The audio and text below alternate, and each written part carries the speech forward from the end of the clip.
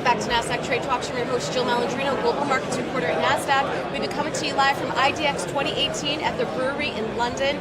Joining me for this segment is Henrik Husman. He is the president of Nasdaq Finland, and we're going to focus on consequences and opportunities of MiFID 2. Thank you so much for joining us over at IDX. Now, it's been almost half a year, that went by really quick, since MiFID has been implemented, and as the new regulations start to become more clear, what would you say that the one main effect of MiFID has been on NASDAQ and the global exchanges?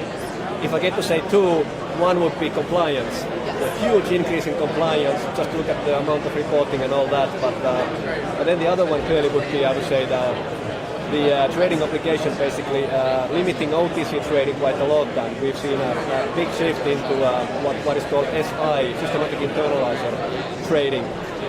So we've seen a big growth in that, and that to me would be, especially in cash equity space, that would be clearly the biggest kind of a visible impact so far.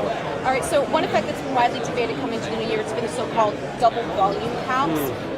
That's intended to curb off-exchange trading. Have they had their intended effect?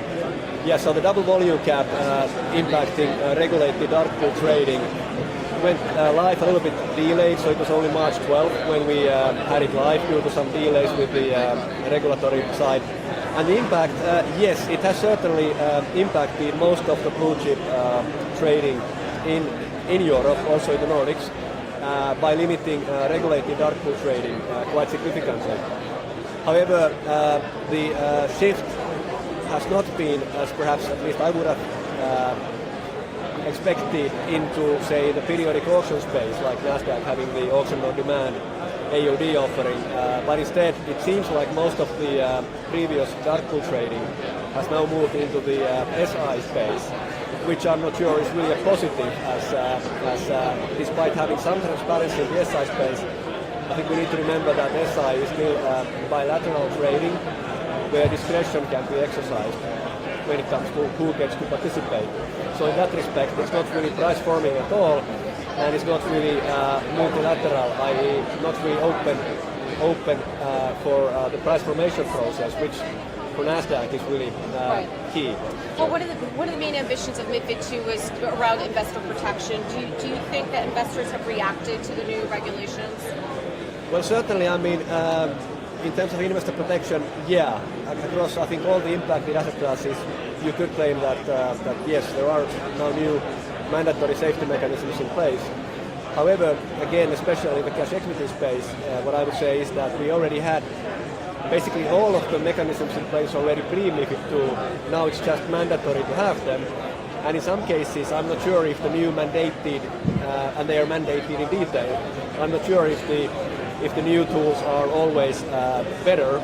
But yes, across the board, I would say it's very evident that the markets are now safer in Europe. Outside of equities, do you think it's impacted other asset classes like fixed income and commodities just as well?